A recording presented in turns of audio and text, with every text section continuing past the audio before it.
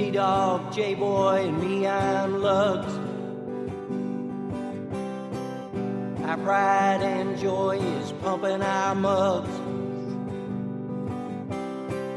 Be careful, kids, it could get rough. We're flipping our lids on sports and other stuff.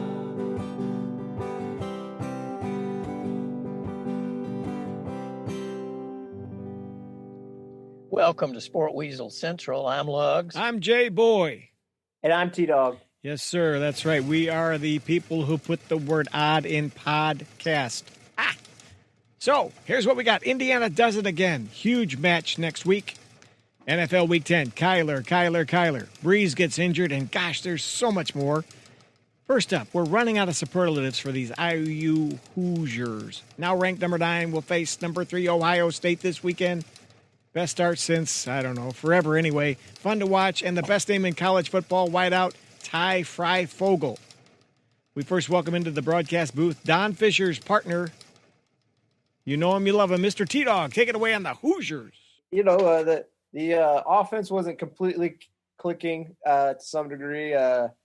They left a lot of points on the table, I think, to some extent. Penix was off. His first pick was an overthrow, and I know I'm sounding downtrodden, but even saying that, he threw for 321 yards, 2 TDs. And to be fair with J-Boy, said Ty Freifogel, I don't know what happened. He had 200 yards receiving, 2 touchdowns. And that first touchdown, if you watched it, it was like a smoke route where he was just the man, where he broke it. It felt like 3 or 4 tackles up the sideline, and he stretched out to get in the end zone. The most impressive thing from that game to me is just what they've done all year. They generate turnovers. I believe 17 points of their 24 were generated off turnovers. They had 3 interceptions, 1 forced fumble, 4 sacks, and they kept Michigan State under 200 yards total. So it was impressive. Can't play football in Michigan anymore. Neither school. Wow. It's kind of sad. But so the Indiana receivers, do they all have to have names with 5 or 6 syllables? It's fun. They're fun to watch. I'll say this.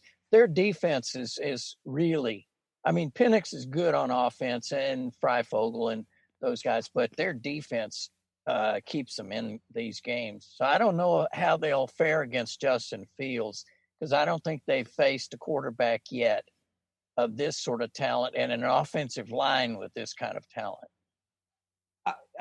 I agree with you on this. I mean, Clifford had a good game statistically against Penn State. I still don't. I mean, obviously they have yet to win a game. I don't know how good Clifford actually is. I think Milton for Michigan, I think he's still just raw. I think he has the potential to be very good, but I just think he's raw right now. Lombardi's obviously awful for Michigan State. I mean, there's a reason he got benched. He's been bad for the most part outside that Michigan game all year. And to be fair to kind of Lug's point, I don't expect them to beat Ohio State. I just want to see if they're competitive, if they keep it within 10 points against Ohio State to the game, just because even though it's nice that Indiana's undefeated, they're 4-0 right now. I don't know how good they are because you look at the records of the 4 teams they beat, and I think maybe they have 3 wins together. So it kind of felt like John L. Smith was still coaching at Michigan State there this weekend, didn't it? Bada bing, bada boom. Whew. Rough. Yeah. Sparty can't play ball. Go ahead. Well, I was just going to say COVID is wreaking havoc in college at this point. Mm-hmm. And I think it's causing guys like Javian Hawkins to opt out. Like U of L, they know they're not going anywhere to a bowl or anything. So why should he, and maybe Tutu Atwell, I'm not sure why he wasn't dressed out for that game. So I think you're going to see more and more of that, of players who have NFL potential. A trend? Yeah. why wouldn't you? I mean, go make some money. Because I mean, worse comes to worse, you could probably come back to college if you wanted to, just depending on how you handle your business. So, Yeah, I mean, obviously there were some people that opted out before the season began. One of the top linebacker prospects for Penn State opted out, and probably I still think probably who would have been the number one wide receiver drafted last year, Jamar Chase from LSU, he opted out, so he didn't even play this year. So Yeah. I agree with Lugs. It'll be interesting. Like once you get below a certain threshold. And to be fair, even from a coaching standpoint, you look at Penn State. I'm not saying Clifford hasn't been talented, but I forget how old he is at this point for James Franklin. You think they're 0-4, you might as well just look at what your underclassmen can do because your season's over. You might as well just evaluate talent for next year. So I think that's probably what's going to happen at U of L as well. Plus, Mikhail, I mean, Cunningham. Yeah, he, he's impressive at times with, Malik, Mikhail, whatever. Yeah. Eminem. We'll just call him Eminem. Anyway, had just monster yardage and could not win that game because every time that they got on track and they were going, there goes the ball on the ground. There goes an interception. It was kind of depressing. And then to just complete your local teams, UK, if they had an offense, they might have something. They should be in the Big Ten, not the SEC. Just go ahead and opt out now. Cash in the check. Yeah, I mean, I give it to them. They did that penalty, with the missing player to honor that coach who passed. Yeah, that was Clairman. Cool. That was cool. That was a really nice gesture. But mm-hmm. You can't do that in Alabama. You can do that against a Vanderbilt. I mean, let's be honest. We three guys, we could suit up for Vanderbilt. I mean, come on. Nah, I'm not smart enough. Sorry. No. Yeah. You say that. Speak for yourself on that one, dude. You say that, Lugs, but still, UK barely beat Vanderbilt. I know. So. That just tells you there's no offense. They got none. So, Lugs, you talk about those guys they keep in the basement at Bama. Are they going to keep them in the basement and not have them play this weekend against UK, or let them out and let them tear it up? What are they going to do? No, they won't. They don't need to bring those boys out. You got to keep those boys hungry, angry, and just crazy. You guys stay in the basement, okay? Yeah, they've got them chained up down there. They'll throw them in, a couple of bones and stuff, and let it go at that. Don't play with all the no neck monsters, I call them. No neck monsters. Yeah, that's a horror movie now trending on Netflix, I think, is what that is. Yeah. All right, good. Okay. So, what else in college? Go ahead. Yeah. College, I was just going to say, I saw that story where the NCAA, which cannot miss another March Madness, the numbers just will not work. I mean, they lost $750 million this last time around. That's bad. So they're talking about probably Indianapolis putting all the teams in a bubble. And for the whole tournament? Yeah, the whole tournament. Wow.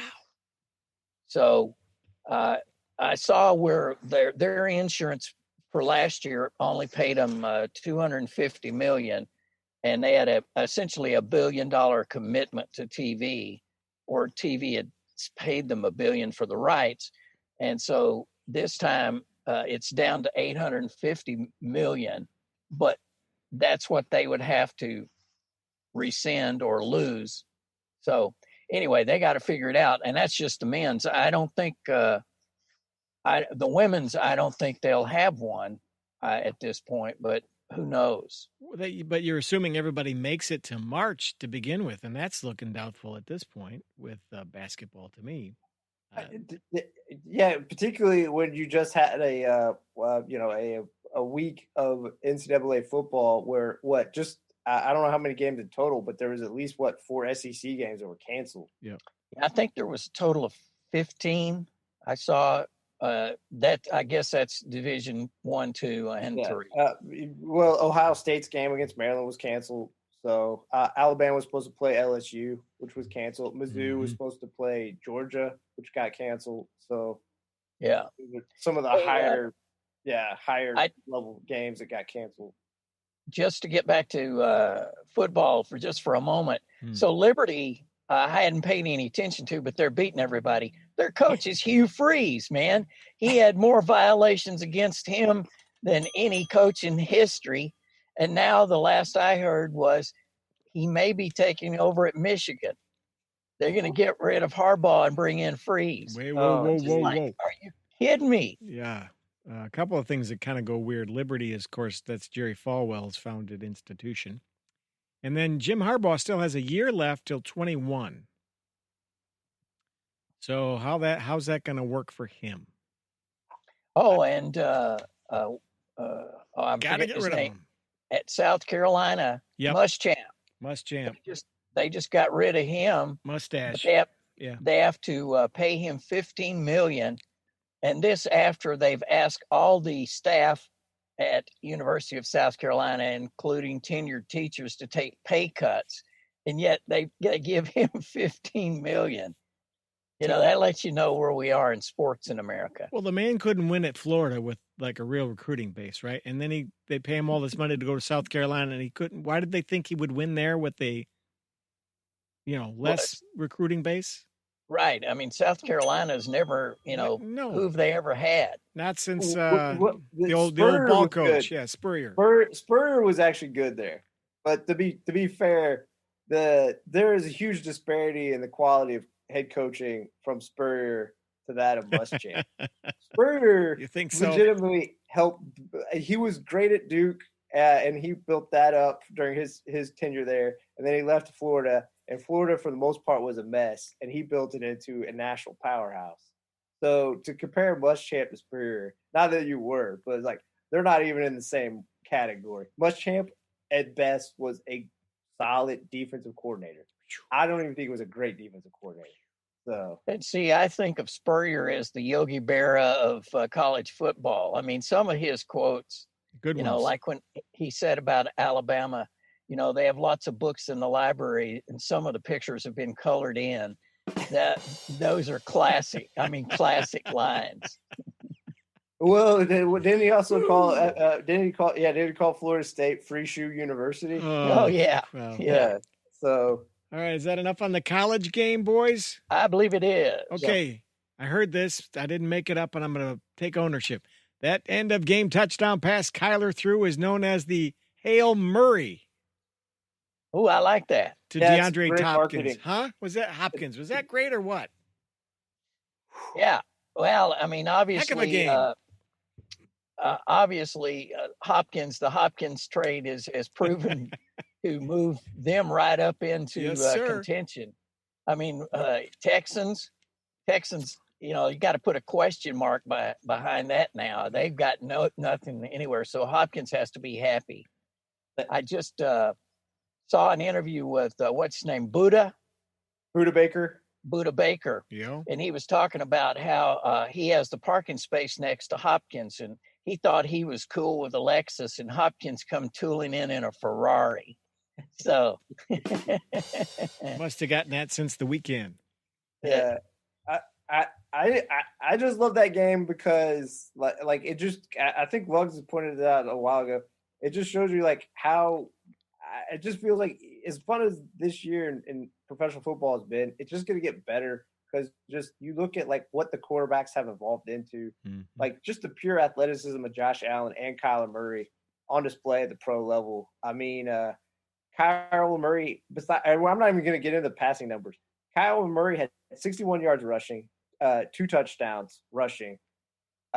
Josh Allen had 38 yards rushing, 12 yards receiving, and 1 receiving touchdown. And that just shows you just how – I mean, all the rule changes have gone to help the offense. Now all these quarterbacks are like elite athletes on top